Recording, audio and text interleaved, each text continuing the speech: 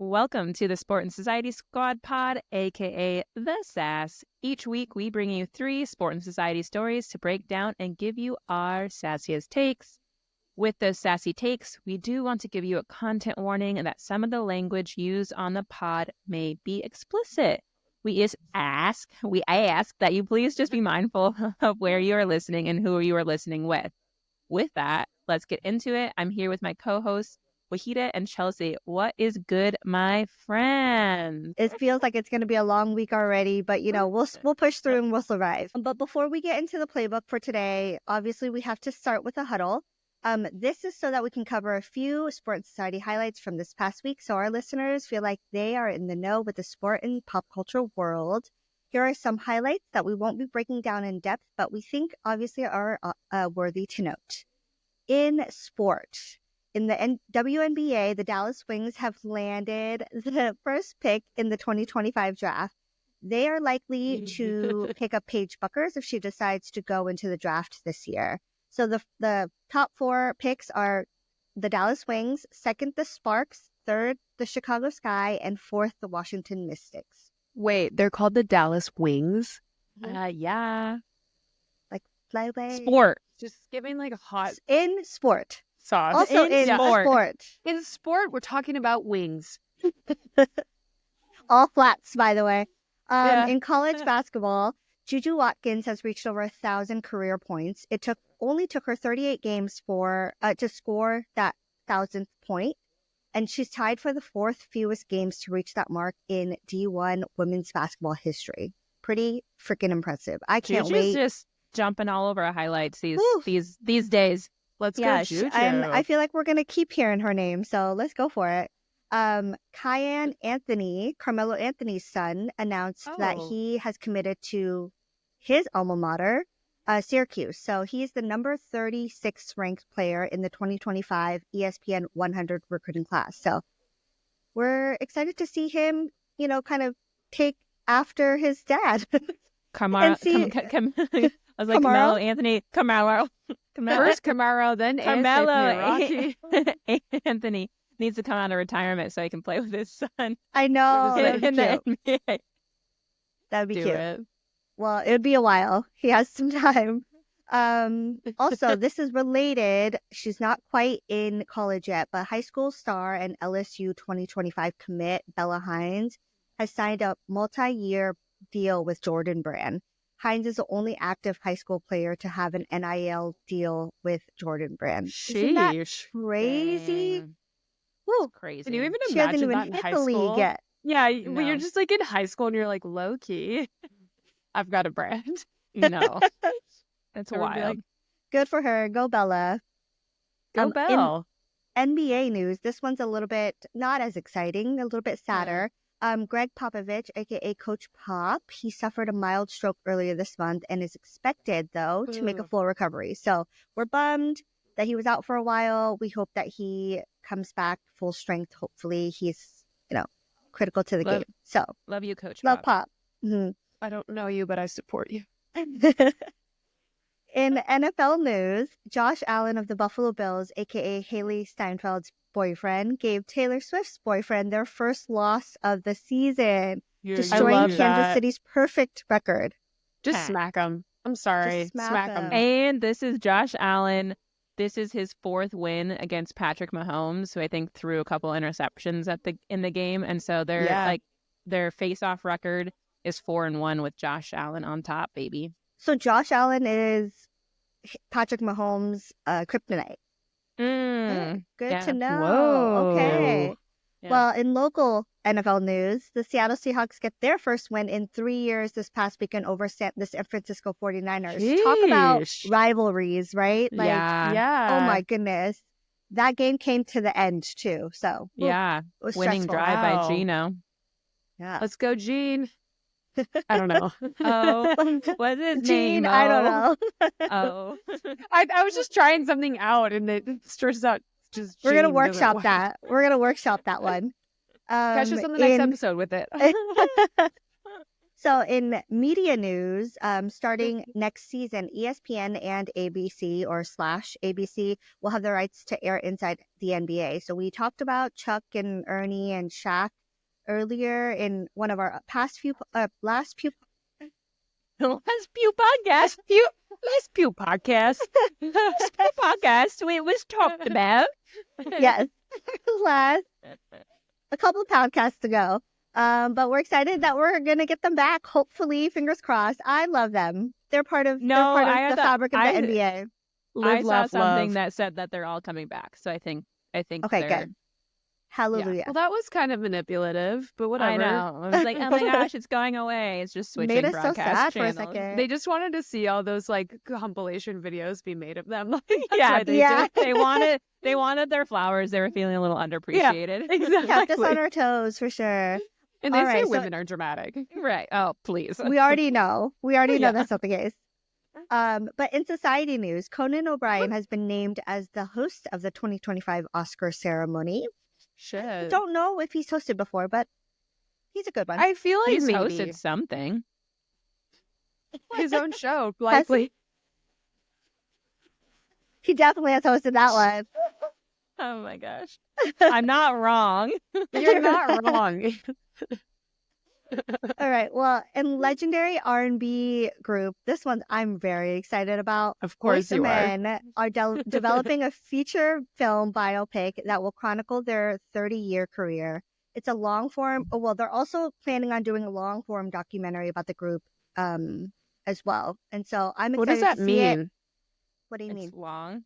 Long form? Yeah. It's just like Is it like a season? Like how- Multi-episode. Yeah, like okay. New makes Edition sense. did a documentary or a retelling of their story, and it was 3 episodes. It wasn't a documentary because there was acting Oh. and stuff, but I don't know if you can count that as a documentary. But What? That's kind of weird. Anyways. yeah, go it was off. really good though. The music is incredible. They cast it beautifully. Anyway, moving on. Jonathan Majors and Megan Good announced that they are engaged. We're going to celebrate that, I guess. There's some controversy around that one, but Yeah, there's controversy around Jonathan Majors, right? period. Megan. Yes. Yeah. But if she's happy, we're happy for her. Sure. Congratulations to those two. But something I think we all can say we're excited about, Beyonce announced that she will be doing the Christmas Day halftime show for the Ravens and Houston game. That is one way to get everyone on board for the football game, especially on Christmas. I Literally. love that these days sports are finally getting it together and blending pop culture. And it's like Super Bowl is usually the only halftime performance, but now that they're doing like halftime performances at more games and making a big deal about it, and I'm loving that for us. They finally are getting their act together. It feels like they did it for us personally, like this podcast. Like I Yeah. have a feeling like us releasing this like inspired it. So Of it's- course. yeah. So I that's think where so. I'm I'm gonna at. tell Yeah. myself Yeah. that. We're a little It- delulu, but it works for us. And welcome to the Delulu crew, Lou. Delulu, What? Delulu, Krululu. Okay. Krulu. You would just like smack us at the end with like the exact way we're supposed to say it. Delulu crew. What? I can't even repeat it. Anyways, Wahida, what a huddle, I have to say. With that, I do want to kind of take us over into our playbook. So for today's playbook, we're going to start by discussing the Women's Professional 3-on-3 Basketball League, Unrivaled. Heck yeah. Then, then we're going to give you a breakdown of People Magazine's Sexiest Men Alive. And lastly, we're going to finish it off with breaking down the NBA in-season tournament. Okay. So with that, I'm going to pass it to you, Arison, to kick us off with the first topic. Yes, Unrivaled, for those that do not know, is the 3-on-3 professional women's basketball league that was founded by 2 current, not only WNBA players, but U.S. Olympians, Nafisa Collier and Brianna Stewart. And so this is kicking off. This is its first year. And this league, it's kicking off in January. And the league will feature 6 teams and have, well, they originally was going to do 5 players on each team, but then they took the roster from 30. Now they're going to have 36 players. Whoa. So there's going to be 6 players on each team. And the inaugural season, again, I think like the second or third week in January, it kicks off. But what is really awesome about Unrivaled and why everyone should get excited about it is it's going I'm to already excited. Okay. Yeah. We're going to get Chelsea excited about it.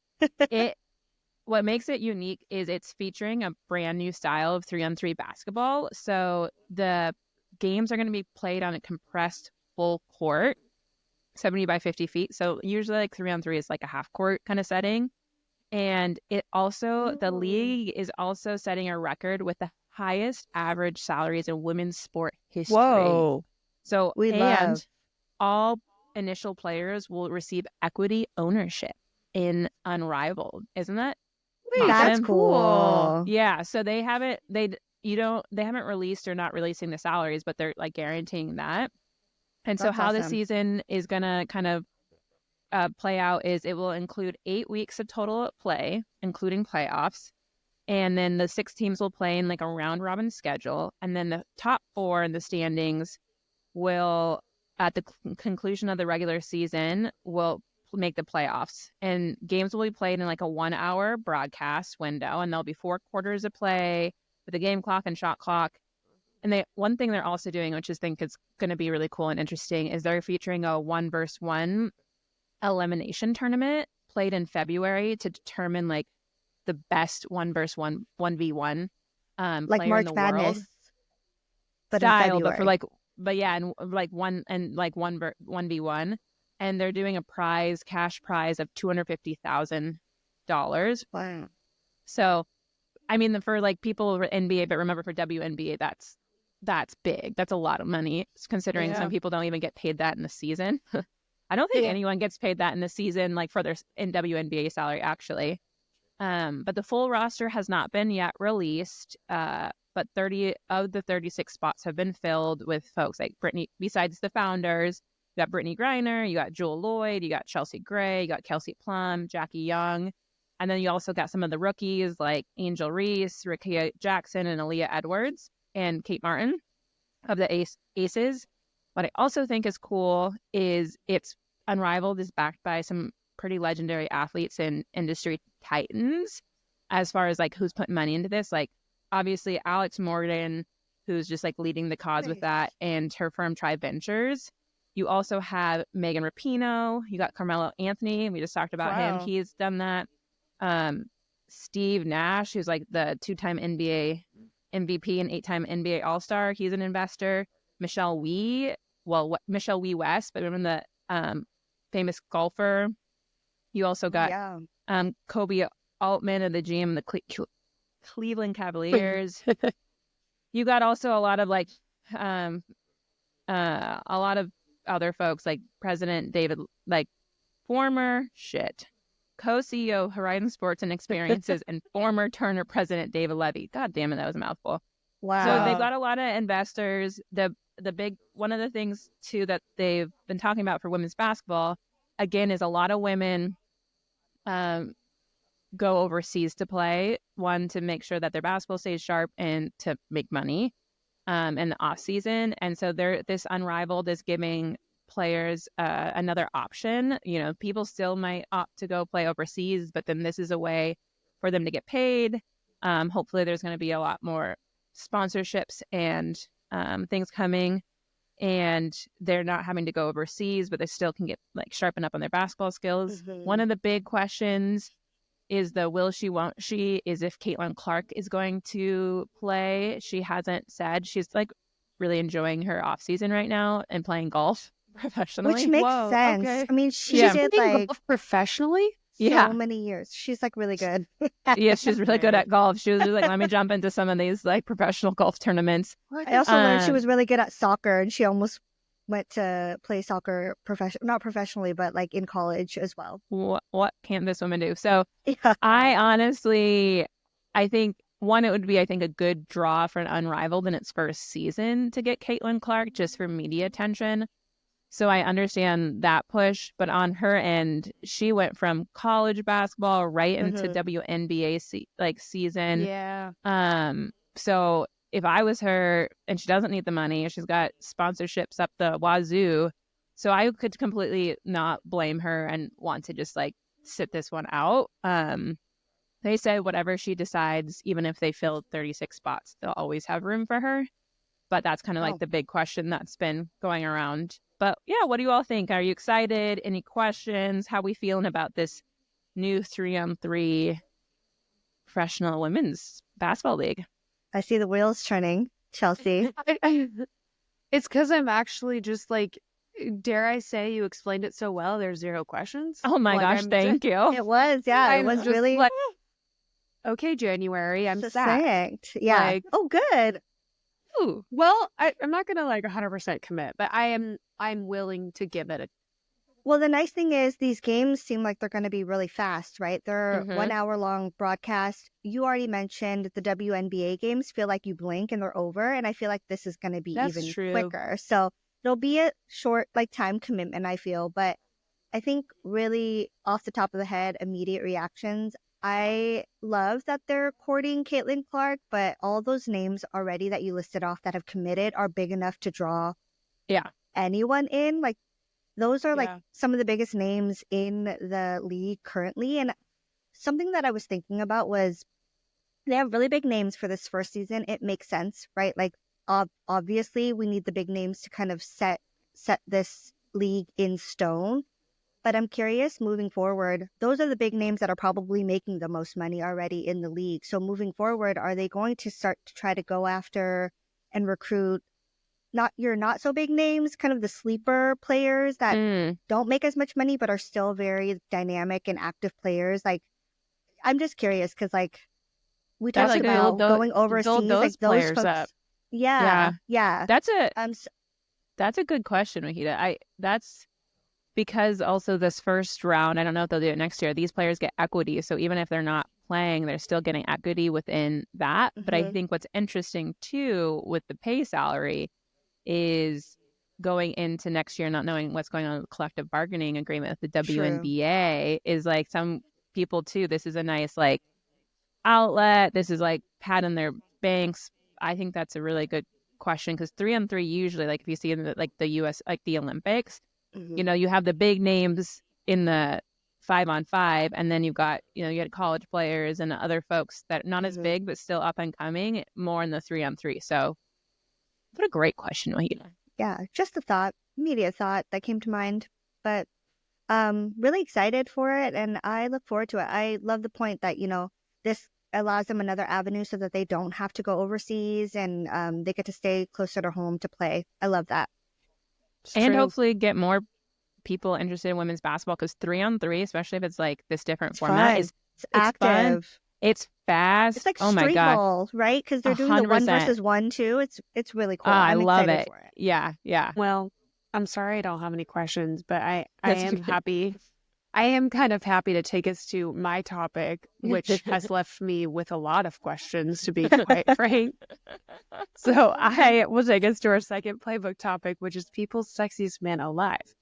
So I don't know if you both know, I'm sure you do, but just for the listeners who may not know, every year People magazine releases their sexiest man of the year, and they do that by having a man who they deem the sexiest be their cover story, feature story.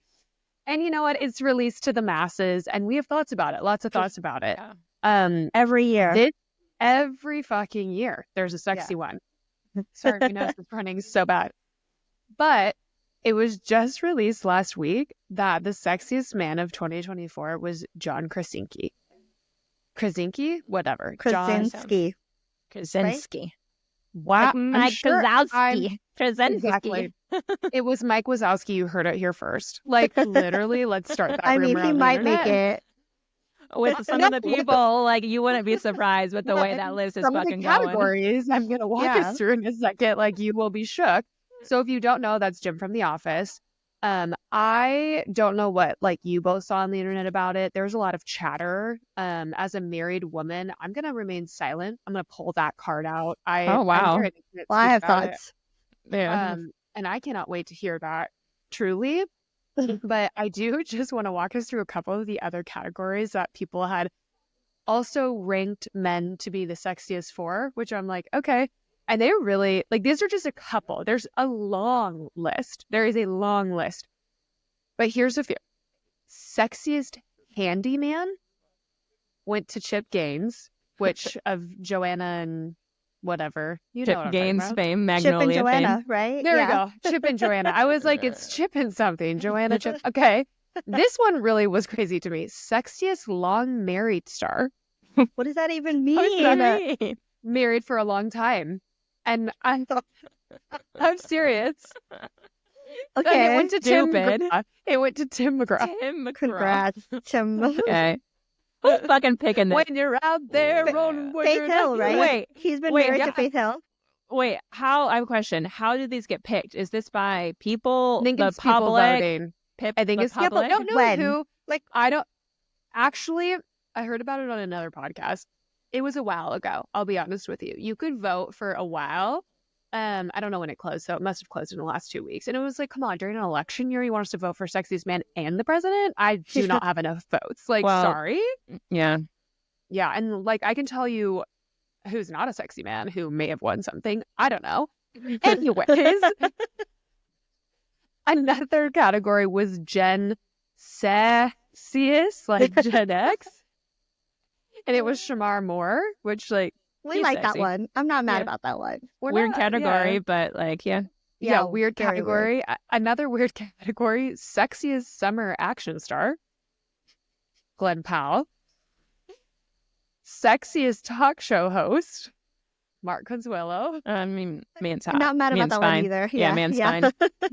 Sexiest dog dad. Okay, that's Pushing Wait, it. that is a random. Wait for also- the next two. It's Max Greenfield, which is like I love him, I but like is him. he Love him. sexiest man alive? I don't know. He's fucking hilarious, though. Well, he's sexiest He dog is- dad according to You're this right. list. Sorry, my bad. yeah, Not sexiest man. He's But under the maybe- category umbrella. exactly. And then we've also got makes Brat look sexiest. What I does that still don't even know what fucking brat mean? means. I still don't even know And what then it of all means. people, it was Joe Jonas. So I'm just kind of like, okay. That Which- feels controversial. And I think that it matches because it's confusing all around. And then sexiest, this is fucked up in my opinion. Sexiest first time dad. What the fuck? Robert Pattinson? Like, I don't know. The list goes on and on. I'm curious, what are your thoughts? What is it? What are you thinking? So many things. One, I saw. I don't know what category this, but what category did Benny Blanco win? Oh fuck, what was it? Like sexiest? Can I just I don't Say even know, it. but can I just Go say off, when I pop off. Okay. what maybe this is my beef of the week. We haven't had one of those in a while, but Well, we've the been trying to be first- chill. the first introduction, like the first thing I saw about Sexiest Man Alive on my feed was Benny Blanco's his photo Yeah. shoot. And so all I saw was Sexiest Man Alive, Benny Blanco, and I almost lost my shit. Fucking Like that was very Flipping tables over it here. was very upsetting to me. I mean, he might be sexy to other folks, but like just like generally, I am not. He wouldn't be my first choice, or my second, or my third, or my like 100th choice. top I don't know. 100. No, But- no. I know. I'm sorry. But it was really funny to see that one as the first thing that popped up on my feed was that Benny Blanco was the sexiest man alive. I was like, wow, this thing has And really the photo just was gone. kind of shocking. terrible Like, path. it was just. You're like, Yeah. You're like you're proving my point that you're not sexy in whatever manner. it's yeah.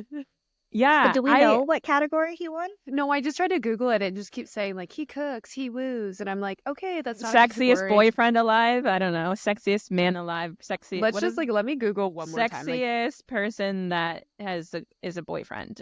Okay, so the categories is kind of silly. It's giving like how there's a wait, you national have day. it? It really No. was that sexiest boy. Oh, okay, sorry. No, but it feels right. What if I Let's just say see. yes and I'm the one that starts the rumor, Chelsea? Honestly, like But the categories are giving like how there's a national day, like National Donut Day, National something Yeah. day. They're just like, let's make this list because we just need to do all these things. I feel like John Krasinski, I will say I'm not upset about that because I think If he's good enough he for is- Emily Blunt, it's yeah, true. I mean, she makes him sexier True. for sure. yes. And him in action, I think that whatever that Prime Action show that he's in, where he's Yeah, all what like, the heck buff is it that. called? Fuck. It's based on a book. Oh, Jack, no, not Reacher. Jack. No, Reacher. No, Reacher's the other one. Whatever. Let me just, you know what? I'm gonna Google one more time.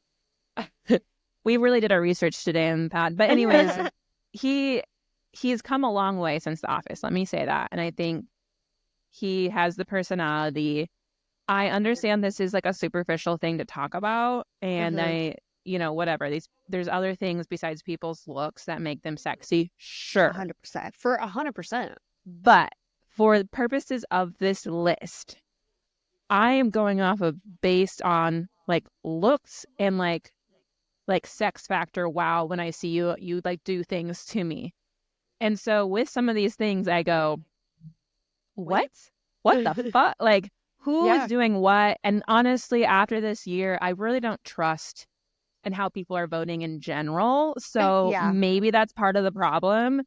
But also that makes Brat look sexiest. I don't quite understand Brat, but for some reason, Joe Jonas is not Brat to me because of all his shit with his ex, right? Like he's opposite of Brat. So I'm like, 100%. Who came up with these categories? Too, yeah. Was it all men? Is this the issue? Probably. So I don't know. What I heard, this is a rumor, so I don't know. Ooh, but what I heard was that people are actually courted for this list. No, I heard this too. What do you mean? And People Magazine reach out to different men in the industry, and they like ask them, like, do you want to be the sexiest man alive? Whoop de whoop, all this stuff. And then rumors are saying that Glenn Powell had been asked for this year, and he turned it down. So he made the list, but he was like, I don't want to be named sexiest man alive. Wow. So I don't know. Humble of him. So yeah, I feel like it's all like, coordinated in some sort of way. And I feel like some of these guys just raise their hand and put their name in a ring, and the people team determine like, oh, well, great. He has a dog, so he'll be sexiest dog dad, like it's like a high school superlative. They just make it up and it's a consolation prize, right? But I shared my thoughts about Benny Blanco, Jim? No, that's his character's name. John Krasinski wouldn't have been my first choice either for this year, but I haven't really been impressed by their selection throughout all the years. It's just not diverse at all. So that's kind of put me off a little bit. It's always the same kind of Jack Ryan. Yep. Oh, there you go. Yeah. But same kind of cookie cutter, right? So I don't really pay attention, but I did go through this list, and I feel like some of them aren't all bad. No, some of them aren't all bad. Like Theo James. I fucking love Theo James. Oh, fuck I said his name 3 times, hoping he would pop up like Beetlejuice. But I love body him. chills. But okay, so this was his debut year. Which what? He has never been on the list before. Never been on the list before. I'm so weird. surprised. System's broken. Yeah. So it's about time, but. Obviously, no doubt, he's very handsome. He's an incredible actor. He's also a musician, which I don't think most folks know. But he's a humanitarian as well. So he's a global ambassador for the UNHCR for refugees. So I feel like that is sexy to me. Like, that's attractive. He's using his platform. You did he's your research, standing girl. up for other people. I do my research on Theo James every time. So, there aren't all bad. Sorry, I'm so sorry. No, but did you watch? What is it called? White Lotus. Yes. Did you watch season 2? Yeah. White Lotus. You're like, let me list every Theo James thing that he's ever been in. The answer is yes. Yeah, I watched it. Watched it for the plot. And Theo James was the plot. Was the plot. But other notable ones, Joshua Jackson, we've talked about. I love him. He's in a new show too. And of course, Damson Idris, which I feel like he doesn't get enough love either, but beautiful man. And I might just have a thing for British men. Yeah, well. Chelsea, you're muted. Me too. Yeah. Is it back? Yeah, British. It's back. Yeah. Okay. Josh, what? Jackson? Joshua Jackson. Show? Yeah. That showed you. He's a surgeon on a boat? Yacht. Like on a huge cruise ship. That's it's insane. kind of, kitschy, but whatever. Anyway. So not all bad, although I feel like I have questions about how this whole process goes down. 100%. Yeah. We'll have to figure that out. This will be the next step. Maybe we do our own version of like sexiest man in the NBA, sexiest man in the NFL, and So we down. break it down. That's coming up future episodes. We've already decided, and then we Maybe, like, right each after the come with Super our Bowl. own, and like we fight about it or we talk about it. Yes, And let's do a debate. whole episode on that. yeah, Let's do it. What do you guys think? Okay, I'm down. in. Sign me up. But for now, we'll keep those wheels turning. But for now, we can go ahead and Ooh. maybe transition over to, speaking of NBA, the NBA in-season tournament. As you all know, as if there wasn't enough drama in the NBA, as we talked about last week, they decided to add an in-season tournament to up the ante. So I'm just going to break down really quickly how it works. It runs from November 12th through December 9th. It's new to the NBA, but international players and soccer fans may be familiar with this format because it's a cup format. So it consists of 2 stages. First, the group play, and then the knockout rounds. All 30 teams are split into 6 groups based on their conference, so Western Conference, Eastern Conference, and they battle it out during the designated tournament times. That's woven into their regular schedule, so it's not an added game or anything. It's just part of their regular schedule. The games typically happen on Tuesdays and Fridays, so for viewers, you know that when you're tuning in between that time frame on a Tuesday or Friday, it's a cup game. And so each team plays 4 games, 2 home and 2 away against others in their group. Current standings depend on the group play results, with tiebreakers such as point differential and total points scored. So it's not just win-loss, it's also if you lost by a certain amount, that impacts your score in the standings. That part I'm still getting familiar with. But once the group stage wraps up, the best teams head to the single elimination knockout rounds. So that's the quarterfinals, semifinals, and then the grand finale, which happens in Vegas, singles game showdown. So it's one and done, very different from the NBA playoffs. And here are some of the things that are on the line. They get bragging rights, of course, a shiny new trophy. There's also an MVP that is awarded for this. So you add it to your, resume. And then, not that they needed more money, but every player on the winning team gets a cool $500,000 added to their salary. Yeah. And obviously all of these games, it's kind of obnoxious, but all of these games count toward their regular season standing. So it's kind of important for them to win because they need to win to make the playoffs, but it doesn't mean that if you win this, you go to the playoffs. You still got to keep your shit together. But you may be asking why the NBA decided to add this tournament when they already are playing all these games. But as we know, it's probably money. The regular season games in November and December historically experience a viewership lull. I think folks are just like watching other things, right? Football is really big during the season, so folks don't really care. So the tournament helps spice things up.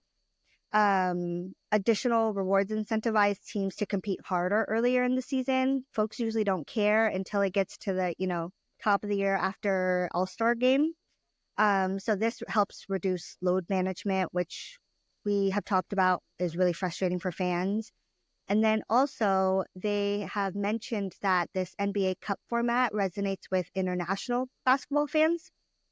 Wow. We talked about drawing more international fans. So it's very familiar to the soccer domestic cups and helps kind of bring in that draw internationally as well. That's why they added this thing. At first, didn't really care about it so much, but, it's becoming a bit more fun because I think folks are finally understanding what it means. But the Lakers took home the win last year. Don't get me started on how I feel about them. But we'll have to stay tuned and see who takes it home this year. What do you all think about it? And they renamed it Emirates Cup or something this year, right? Yeah. Honestly, when I heard about it, I was like, this is the stupidest thing ever. Like, what the heck? You're just trying to get more viewership and money. But then after watching Starting Five and like seeing the players experience first year the in-season tournament, like the players also were kind of like, what really is this? Enjoy it. This is well, and they were skeptical too, like what, like this is kind of like dumb. What is this? But one thing yes, the cash prize is like, do these people really need more money? Especially when you looked at the 3-on-3 like cash prize and the 1-on-1 is 250,000.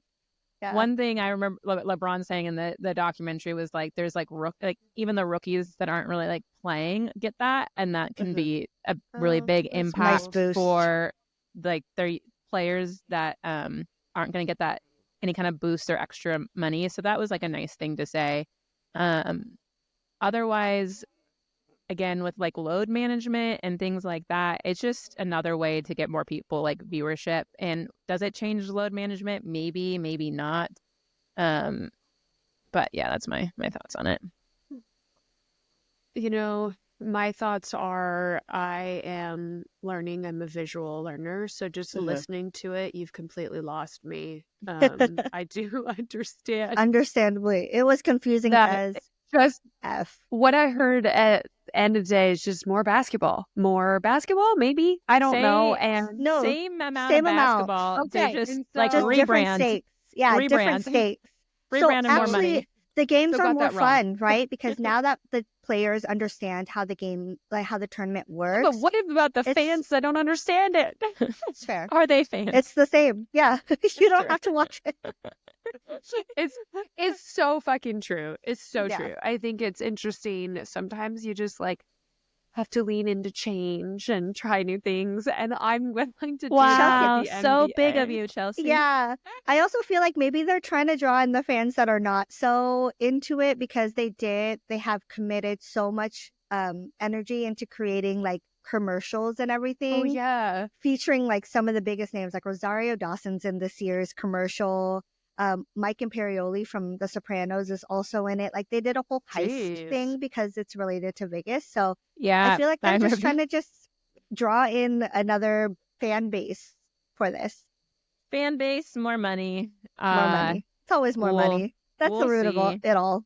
A root of all things is money. I mean, I think it's cool that someone can say we won the in-season tournament, and then you got the in-season MVP, but that's just like another trophy. But the ultimate one is the finals, and so you win the in-season tournament, cool. But if you don't win the, Also, finals, if you then it's don't like, does even people actually care that if you won the in-season tournament? If you didn't win if the you don't finals, the even answer is make no. it to the playoffs, but you Well, win yeah, the in-season, you're like, okay, that's even more sad. But anyway, Yeah, thank you for listening to that breakdown. yeah, of course. Beautiful. Well, I believe that's a wrap for the pod today.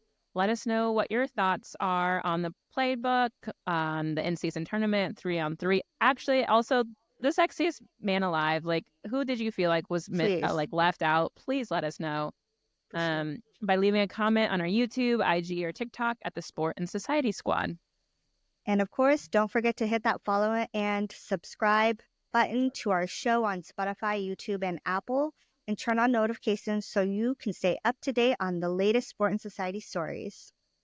Oh, and please just rate the pod. But in the meantime, stay sharp, stay sassy, and we'll catch you next time.